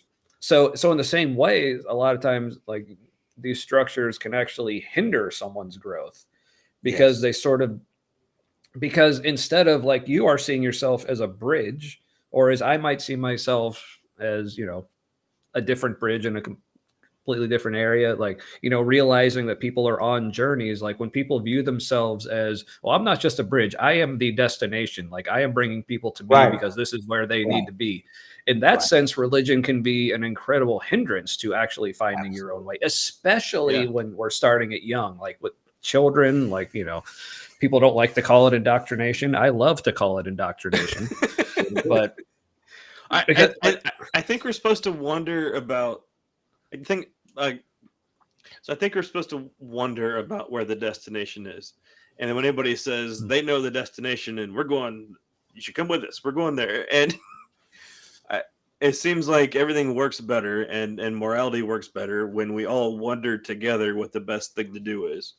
And like, what if the point of why it was never clear in the Gospels why whether or not Jesus was God was because we were, like, as a tool of literature, we were supposed to wonder who he was, and like that's the whole point. Like, what's divine, what's not, that kind of thing. And I mean, because that was the whole. That's the definition for me of a mystic. That's what a mystic is. Yeah, I mean, and a wanderer trying to figure things out. Yeah. Mm-hmm. Yeah, and that theme is especially strong in the Gospel of Mark, which is the earliest. Like in that one, like Jesus, like the whole time is like trying to like keep on the down low. Like he'll like do a miracle and he'll tell Yeah. no, don't tell anyone what I just did. And like Yeah, he was very grassroots about the whole thing. Yeah. Which and some have noted like that was actually whoever the author of Mark was sort of using some themes from Homer, I think, like in the Odyssey. Yes. There's Homer. things Yes, with Odysseus and all but there's that. also Yeah, a reason why for he sure. was using that same motif. Right. But he was adapting it for whatever his message was. But it was like basically some signals. Oh, you recognize this story from that? Oh, I'm using it for writers do. Yeah, that is what writers do. Yeah, Mark is great literature. Like when it's because the amount of stuff like meaning they packed into and like it's very the meaning is very efficiently delivered in that. Yeah, it's kind of impressive. Yeah, because that's the thing. Like, as staunch of an atheist as I am, and how much I just very openly and willing to admit I fucking hate Christianity, and I'm have sorry. my thoughts on the Bible as well. I laugh, and I'm not supposed to laugh. Oh, that's good. Yeah, but even then, like the thing that like other, there are still a lot of things that like atheists or other non-believers will say that still kind of bug me that I think is like sort of unfair towards Christianity. One of the things is like they'll refer to the people who wrote the Bible as like a bunch of like ignorant, primitive savages who didn't know what the fuck they were talking about. Like, okay, maybe compared to what we know now, okay, yeah, they were relatively ignorant, but for the time, like if just the fact that they could write already put them like at the top. Yeah. But like you're saying, like, but for the time, like, okay, like read the Bible, like, okay, throw out all this is the word of God. This is our sacred text. Just looking at it as an ancient piece of literature, just like you would look at like, the like the Vedas or the Epic of Gilgamesh or like any of these other like ancient writing. Like it's good, very interesting literature. Fascinating. Like, I think it's excellent, honestly, when it's viewed in from its proper perspective. Right. And exactly. that is what it actually is, and that is literature. When you view it in that perspective, it's a collection of writings. I think the writings are fascinating, Yeah. And so I took a literature of the Old Testament class in college, and it was amazing. Like focusing on the writing styles and the different kinds of literature and the different books in the OT. Yeah, I took some classes like that too. Yeah, it was because they treated it like the professor was like very clear, like, okay, this is not a theology class. This is not a religious studies class. We're literally just looking at the Bible just like it was any piece of literature, and we're just analyzing it that way. And I took that as a Christian, and honestly, me too. Yeah, it actually gave me like a whole new appreciation. I remember especially for the character of Moses. I remember I like fell in love with like that character in like a whole new way. But yeah, it was really cool. But it was like an archetype for the nation of Israel, what they were going through. And yeah, but I remember one of the angles that I really appreciated because it's like the story like really depicted Moses as like what we might say is like an outdoorsman or like a guy who just like going out into the wilderness, like being outside. And so in that way, it was almost appropriate that he was not allowed to enter the promised land. Because it's like, okay, Moses, it's basically, I don't remember the way the professor put it, but it was basically like, guys, okay, Moses, you're not a city guy. Okay, you're meant to be out in the wilderness. So now your people are transitioning to the city. This is not for you, kind of thing. I was like, so in that way, that was almost, kind of beautiful in a way. But it was a compact story of that people. Yeah. Like their transition and Yeah, but speaking of the way like religion like takes all these things that could be, useful things along someone's journey, it's like at least like, in my upbringing, especially the most fundamental, is like it's like you're robbed of that perspective on the Bible. He's like, no, it's not just a piece of literature. This is the word of God. It's like you're not allowed to look at it that way. It's just this is what it is. Let me tell you when you bring that up, I'm going to tell you one of the greatest things that I ever discovered and heard, and it was from a Jewish rabbi. Okay, this should tell you everything you need. I hope Christians are listening to me. Okay, so this Jewish rabbi, he was telling Christians, he was addressing the church. He was addressing Christians, excuse me.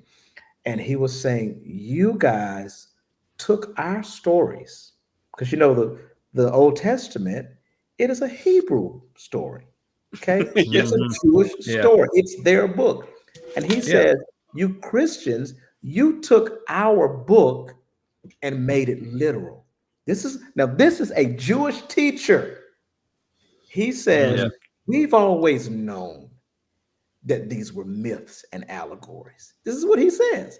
He says, we never looked at these as literal stories. He says, you guys took our stories and made them literal. Okay? If we could just get that, I think it changes everything. Mm-hmm. Really Oh, for does. sure.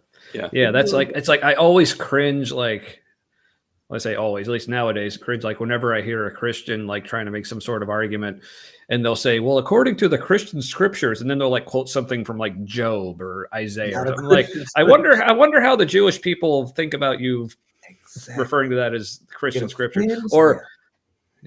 Or like a quote that like me and Matt really like. There was this guy, Rabbi Tovius Singer. I love what he said. He's like, I think God invented Mormons so that Christians would know what Jews feel like. Oh, wowzers. Oh my God. And that's good. Like Christianity started as a deconstruction of Judaism. And then some politician or political thinking got a hold of it and then made it literal. Oh, but it's kind of like how the English. I got to find that excerpt. But oh God, let me find it real quick. Keep talking. Yeah. Okay. So it's. Hold on, I lost my train of thought. Oh, sorry, my bad. It's all right. It's not hard to do. Sometimes he does it to himself. I'll probably find it. Oh man, look, I forgot what I was looking for now.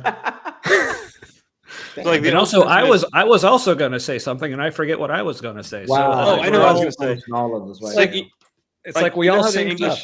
How the English language is so messed up compared to other languages. Like English is one of the hardest languages to learn because when the printing press was invented, it was when English was in a transitionary period. Like it used to have a lot of German influences, and then it was getting a lot of French influences, and then the printing press was invented. And so like they hadn't like nailed down how everything gets spelled. Yep. Like, hold on, we're not. So basically, grammar and stuff. The English language problem was like, sorry, I don't have my pants on yet. Oh, okay. It's just kind of what I feel like Christianity started as. Like it was kind of like an open thought process. Everybody was just kind of jamming with their different ideas, and then it got nailed down when it was still in transition.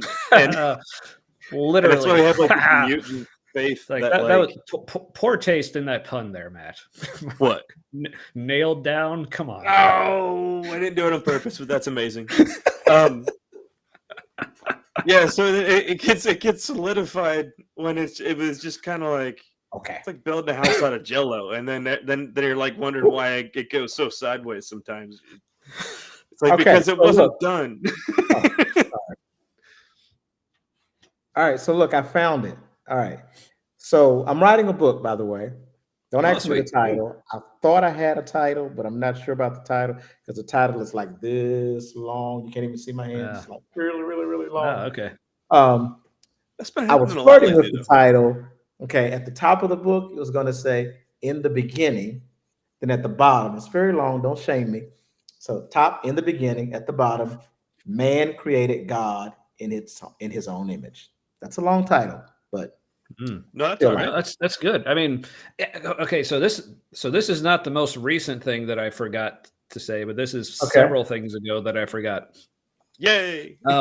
So when you were talking about, I think it was when you were talking about like the way you read Jesus, and like you said, there's certain things you kind of pull out, and like okay, maybe some of the things he said, maybe you don't, maybe just like leave that where it was. You don't need to pull that out, but. But I think that's because, like I said, like if you're able to approach it that way, then it makes them just like any person. Like I'm sure, like Jamel, like if you were to talk, like long enough, we find plenty of things that we disagree on, maybe some things like pretty significantly, but that doesn't mean that I have said, well, I found a thing that I disagree with Jamel on. That means I need to ignore anything. Right. Like, no, that's not how people healthily anyway, like approach Yeah.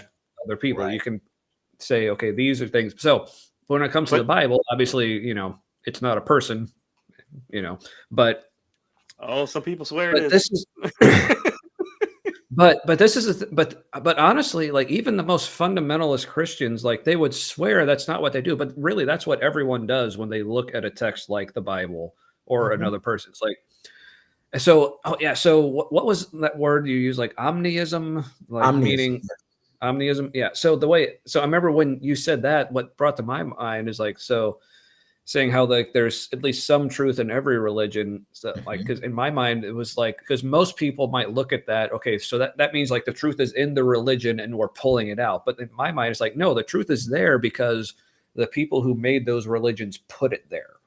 So everything that's in that religion is only from the person. So I think that's the same way when people look at the Bible, like I said, even the most fundamentalist Christians, because like, sorry to break it to like all my Christian brothers and sisters, but like when you talk about like a biblical message or a biblical worldview or a biblical stance, like there's no such thing. Like the Bible has so many diverse. Yeah.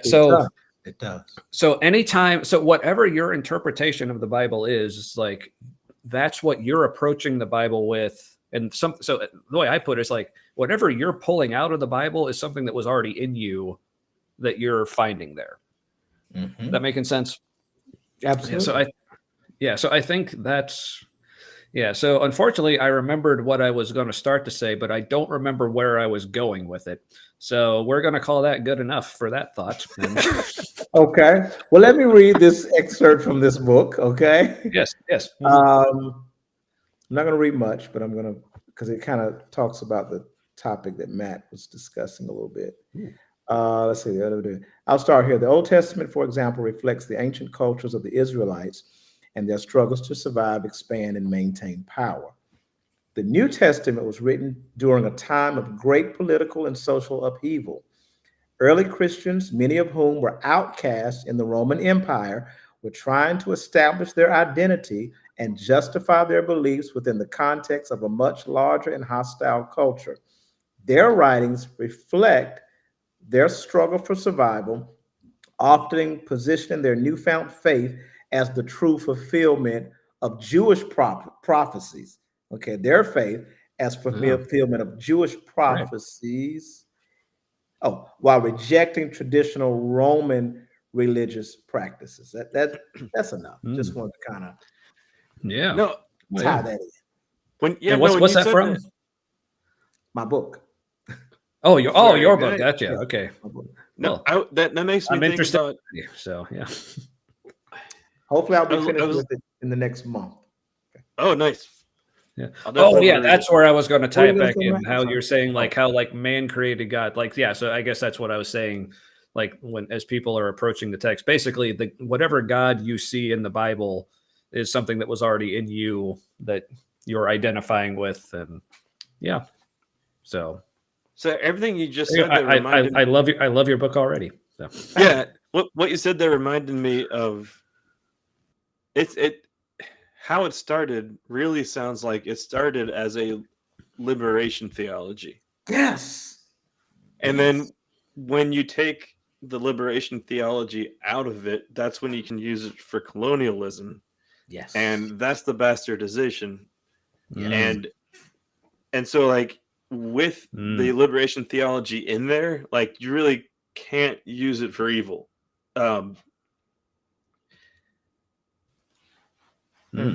As a whole, I mean, some people, anybody could, but I'm saying like in general, people adopting that with that lens on it, it's the number of people who would use it for hurting other people would just be so much lower compared to where it is now. I mean, it's almost 50-50 or greater as far as harm goes that people use it for. Wow. Yeah. I'm all about the liberation thinking and theology like taking the perspective of the colonized people is how you prevent like some of humanity's worst impulses. It's when when the colonizer starts to see themselves as the victim. Yes. That, Yeah. that's when Yeah. the shit just hits. I don't know what it hits, but beyond the fan. Yeah. This is a point made by this biblical scholar, like, and he's on YouTube, that I really like, Dr. Kip Davis. Love him. He Yes. talks. You know Kip Davis, or Yes. yeah. So one of the points he talks about is, okay, especially like in the Bible, like so much of it is like what you would call like apocalyptic literature, which is Yes. usually like the language of oppressed people saying, Yeah. okay, here's how God's going to come and like make everything right and vindicate us and take down the oppressors and all that. But he says the problem is, in so many places in the world, especially in America, like the Christians are the ones in power, but Yeah. they're still adopting this apocalyptic literature as their own and like pretending that they're the oppressed. So when the oppressors view themselves as the oppressed, that's when shit really hits the fan. And like, Wow. And we're seeing that play out he's, in Israel right now. yeah. And he says, like, it even plays out like, look at the people that Christians here in America are saying are the oppressors. They're usually actually like minorities, and the oppressors say, like, well, who are our enemies? The gays, you know, the LGBTQ plus community. If the minorities are that strong, maybe we should let them be in charge. Right. Right. You know what I mean? Right. Yeah. Or like when it comes to like, you know, abortion issues or feminism, they say, oh, it's the women that are the enemies. Like, no, like women are not in power, dude. So it's like, I think you feel threatened by the vagina. I think that's what's going on. Yeah. So I thought that was such a brilliant point by Davis, saying, like, yeah, it's like that's why things were like. Well, go ahead, say it. No, I don't want to. No. I don't want to lose my last 3 followers. Understood. But what hurts more, losing the first one or the last one? You know? Ooh, I don't want to find out. That is an interesting question, man. Because everybody loses the first follower thinks that hurt, but then if they lose their last follower, yeah. But, that's when you find out who you are.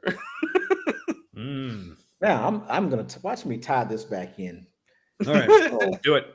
What that reminds me of, Jesus again, the Jesus of the narrative, or I should say the Jesuses of the narrative. There's like a couple of different Jesuses in there too. Anyway, or I think it's Jesus I is the plural. But it reminds me of the Jesus of the narrative. Like, Jesus said some crazy things, you know. So people, they look at people like me and maybe like you as well, but I'm just going to talk about myself, and they think I'm the heretic and I'm saying the crazy stuff. A lot of the stuff that I'm saying and that you're saying, honestly, is some of the stuff that Jesus supposedly said. And like you said, Matt, earlier, that's why they killed him, you know, because they considered him blasphemous. The religious people considered him blasphemous. And in the end, what I wanted to get to, right before his death, everybody, you're talking about the first follower and the last, the Bible actually says that all of his disciples, all of his followers, it says it this way. It says, and they walked with him, they turned away and walked with him no more. He lost everybody. That's how crazy his teachings and his thoughts were, because he had a liberation theology in so many words. You know, everybody left him. So hey, if everybody's leaving you, people think you're crazy, you're probably doing something right. Yep. Yeah, that's why I'm like, every now and then, like, I mean, people will follow me on Facebook. I don't get into politics as much as I used to, but I remember, like, I try, because I grew up like very Republican, and then kind of kept like drifting, you might say farther right, depending on what issue, then like was libertarian for a while. And then even like went all the way to like being considering myself anarchist for several years. Now I basically consider myself like a recovering anarchist, or still an anarchist at heart, but kind of realizing at least the way things are now, not really practical. So as I'm coming back, and I actually prophesied this like back in my years, like when I first like kind of left like republicanism and the libertarianism and went anarchist, I was like, okay, but if I ever stop being an anarchist and actually start coming back to a side or whatever, I was like, I can never be a Republican again. So if I ever come back, I'll probably be a leftist. Turns out I was right. So like I said, still like You're a true philosophically maybe more anarchist, but practically more leftist. But you went as far as Glenn Beck, and then you jumped the track. Which, I mean, once you get to Glenn Beck, what else are you gonna do? I mean, it's what's he gonna do? Have you seen him lately and heard what stuff he's saying? No, he's lost his mind. That Mormon man has lost his mind. Okay. Well, once again, I forgot where I was going with that. I'm good at How did I start that? Does anyone remember? Chad, help me out. It's like a cross between an elephant and a rhino. Talking about you went anarchist, and then that's not practical. So then you're like, all right, what's the nearest thing that's real? Yeah. And you're like leftist. I'd probably do that. And no, like before that though, like no, like how did I actually start that whole train of thought? Oh, you used to be very conservative. That's where that arc started. Yeah. No, but even before, okay, who was talking before me, and what were you saying? Maybe I'll jog my memory again. I don't know. Yep. Well, plane has landed. This is very on brand. So we both used to be really conservative. I'm gonna remember what I was gonna say as soon as we end the show. That's how it works. About Glenn Beck, there was a point where he like started making so much sense that I think he broke himself. Something happened where he was like getting so close to like getting at the truth, where he was going like, it sounded like conspiracy theory, but he had research, and then something happened. Like, Jamel, you familiar with Glenn Beck? I am not. He's like a like conservative. He's been on since talk radio. Yeah. I've heard the name. I will say that. I've definitely heard the name. Yeah, basically, conservative talk radio guy. Then he got a cable show, and he was on Fox News for a little while, but hasn't been in years. Now, there was one thing he said that, like every once in a while, you could tell, like he at least knew what he was talking about and could be at least somewhat prescient. Because I remember when Obama was president, he essentially, in a kind of roundabout way, predicted Trump, because he said, like, while Obama was president, he's like, okay, like Obama is clearly this like very like well put together, eloquent speaker, just like completely polished, like totally professional. But like, and then like Republicans trying to like run against him, they've done like John McCain, they did Mitt Romney, which is basically like the Republican version. Okay, very like neat, trimmed, polished, put together, all that. So he's like, I bet the Republicans are getting fed up. So like the next guy they put up is going to be like the biggest slob, like the most crude. Like now he had I think he like, to put a name to it, he had more in mind someone like Chris Christie, but I mean, but he would have been a better president. Even though he maybe got the individual person wrong, like you got to give him credit. Like he saw that coming. Well, there was another element to that too, where Obama was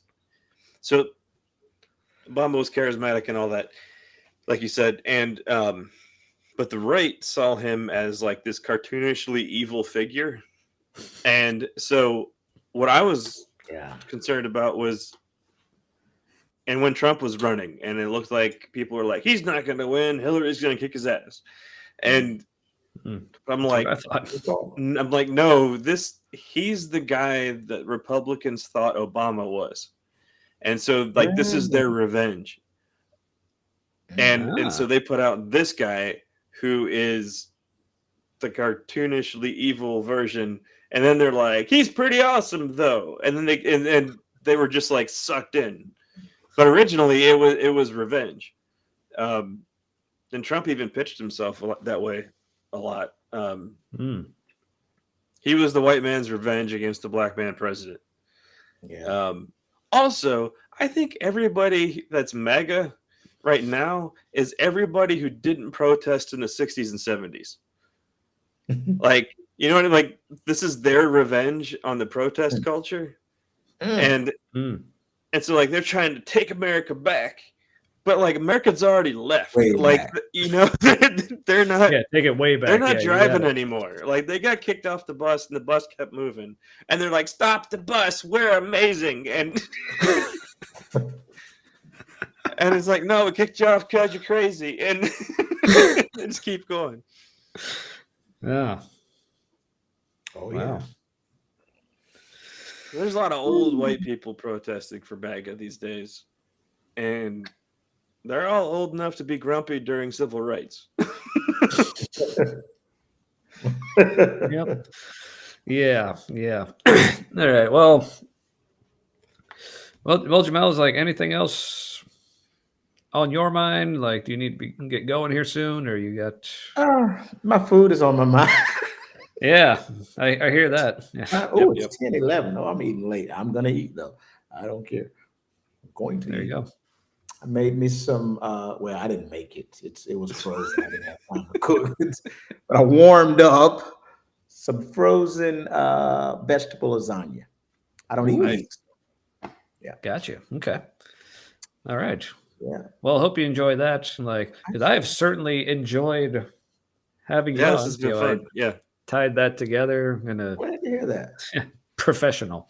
Yeah. I tried. But yeah. If you would have caught me about 3 years ago, I would have been a lot more entertaining. I'll tell you that.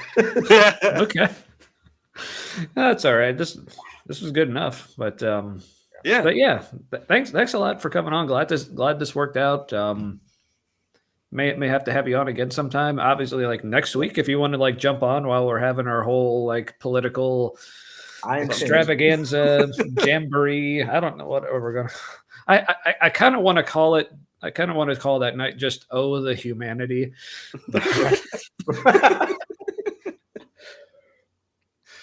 We'll see if another Hindenburg goes down. Or you said the word humanity, which is the name of the podcast, and I do want to say something because of where I am in my.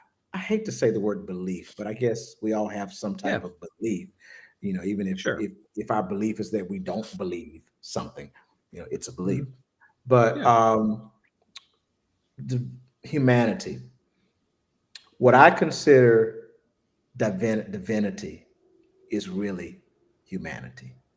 Okay, that is divinity to me. It's that which is within all people. It is humanity. So I just thought about that. That's all. Yeah. I like that. Well, thanks for tying that in, especially to the name of the show. That was No, I think that's true. I think the exploration of God or gods is trying to figure out who we are. Yeah. Nail on the head, sir, for me. There you go. Yep. Yeah.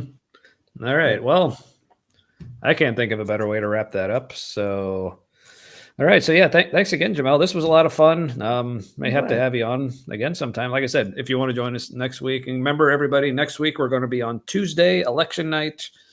So if you're looking for something, you know, other than your usual election night, whatever, even if it's like you're just like, I just don't want to watch anything tonight. Well, hey, come hang out with us. I promise you it'll be more fun than CNN or Fox News. Yeah, or whatever other than the cable news fever dream that's going to be happening. Yeah. So again, it's going to my breath. Awesome. Yeah, so like I said, it's going to be us, our buddies Derek Day, Aaron Tomlinson, Jimmy Ligon, maybe Jamel, or like any of our other viewers who want to come on. Like I said, we'll have room to have other people on, like joining us on the feed, or if you just want to hang out in the comments, or if you just want to watch and like silently laugh at us, that's cool too. We'll take whatever level of engagement you're comfortable with. But yeah. Thanks again, Jamel. This was a lot of fun. May even have to have you back on again sometime on another episode like this. So, all right, Matt. Yeah. Man, I would love when my book is finished. I would love to. Yeah, come yeah. and talk Oh about yeah, it. Yeah, definitely. that'd be cool. Yeah. Mhm. I liked it already. Thank you. Thank you. All right, Alrighty. so I'll close it out. Usual closing. May your things and stuff be forever with your people. Oh yeah, and sorry, one more thing I forgot, Jamel. If Oh, people are wanting to like get to know you better, are there like certain places on the internets that people can find you? Like, yeah, if they're interested in things you have to say. So Here would be probably best. Oh well, no, well here, yes, on here. Where's here? Facebook. I don't know oh, where this is being yeah, shown at. this is going out on Facebook and YouTube. So Okay, so yeah, Facebook definitely, but on Facebook, the name is going to say Bishop B, the initial B, Jamel Broadnax. Okay, that's on yeah. Facebook. Also, TikTok. I'm Ooh. slowly working to build TikTok. I don't do as much as I should, but I'm trying to give more attention to it. You can find me on TikTok, and you can see a lot of my 2 to 3 minute messages. Um, look for the conscious bishop. Gotcha. The Yeah. conscious. So gotcha. yeah, I'll try to remember to like leave a link at least to your Facebook page, like in the comments, like here on the post. But if you want to like comment with like a link to your TikTok or anything else you want to leave for the people, feel free to put those links out there yourself as well. But yeah, other than that, I don't know, Matt, you want to like re-benedict us, or was that good enough? Or May your things stuff be forever with your people. yeah, fine. All right. See you next week on Tuesday, election night. We'll see you then. Thanks again, Jamel. Thanks again, everyone, for watching, and we will see you later. Good night. Bye-bye.